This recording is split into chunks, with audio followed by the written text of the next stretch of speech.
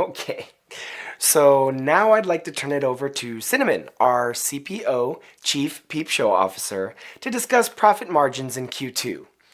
Cinnamon, go ahead. Let's learn the fun-sized story of the titans of prostitution and San Francisco's second Vigilance Committee.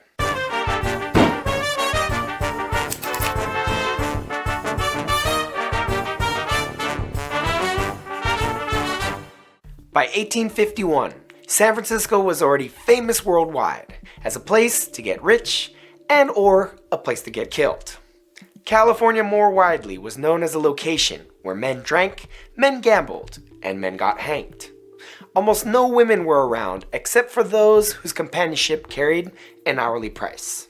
Much of this was true, and sensational stories reported on these happenings in the newspapers of the day. A deck of cards was jokingly known as a California prayer book.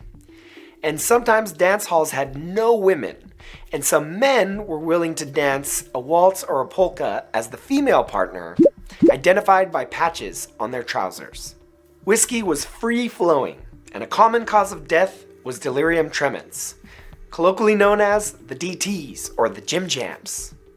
And California's trees got decorated with bodies if people got out of line. Current-day Placerville was once known as Hangtown after a particularly bloody day. While the Vigilance Committee of San Francisco was well known for taking the law into their own hands, this was actually way overblown. They adhered to principles written down in a constitution. They tended to deport or free prisoners rather than execute them, and often had the effect of calming down a murderous mob. They also relinquished power when order had been restored. And though San Francisco continued to be a den of sin, the violence that had plagued it in 1849 and 1851 had largely been stopped, mostly by scaring the perpetrators out of the city. To learn more about this, click here for part 1. The roughly constructed buildings and tent cities of Sydney Town, which had been prowled by Australian hoodlums, was now a vice district known as the Barbary Coast, situated at the base of Telegraph Hill. Gambling establishments were rife, as were houses of prostitution. Sometimes these commingled, with gamblers getting drinks or a peek down a woman's blouse for free as long as they kept playing. These brothels were also very American in the best and worst ways. Price often depended on race, with darker-skinned women costing much cheaper. So yeah, American racial caste system, as always. But a business-savvy woman could live the American dream as a call-girl entrepreneur. Two of such titans of flesh selling ran brothels right across the street from each other, Belcora and Atoy. If it weren't for her profession, Atoy would be heralded as a shining example of someone making it in America. Her husband died on the boat voyage from China, and she promptly became the captain's mistress. He showered her with gifts, which she used as startup capital. Once in San Francisco, she noticed that she was gawked at by men who had never seen an Asian woman before, and realized there was a gap in the market. She figured they'd pay to see more, a show called a lookie. Within 2 years, she had opened a chain of brothels and had made a name for herself in court, suing multiple customers for non-payment and even acting as attorney for a colleague. She eventually moved back to China, a rich woman, but secretly came back, living out her last days comfortably near San Jose. Belcora was as successful as Atoy, but her downfall was in getting too big for her britches, or in other words, forgetting her station in relation to polite society. Her behavior and that of her boyfriend Charles led to the reappearance of the Vigilance Committee and eventually to Charles's death.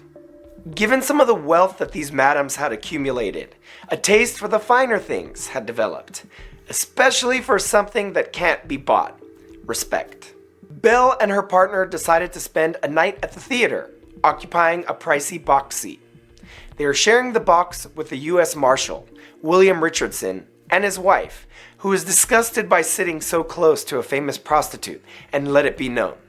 This would seem a common sentiment at the time, with one newspaper reporting the incident, saying, quote, "A notorious prostitute forces herself into the company, into such close proximity that the breath of the harlot fans the cheek of the virtuous innocent."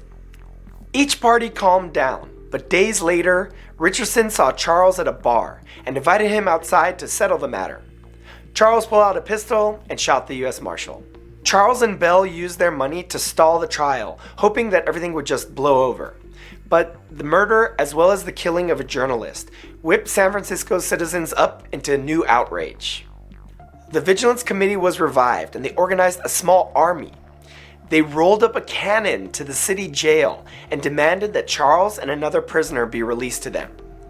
The committee took the prisoners and set up an office in a building which they fortified with sandbags. Locals called it Fort Gunnybags. Charles got a quick trial and was hanged on May 22, 1856. Amid the chaos, the future Civil War general, William Tecumseh Sherman, was commanding the U.S. Army in San Francisco. Along with California's governor, he had watched the events unfold from a rooftop, especially the cannon incident, and he advocated bombarding San Francisco to restore order.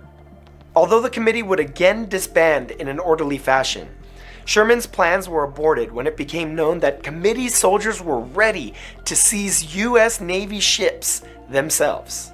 Remember, history isn't just law and order or prim and proper folks in the old days. It's the story of you and me, just in different times and different circumstances.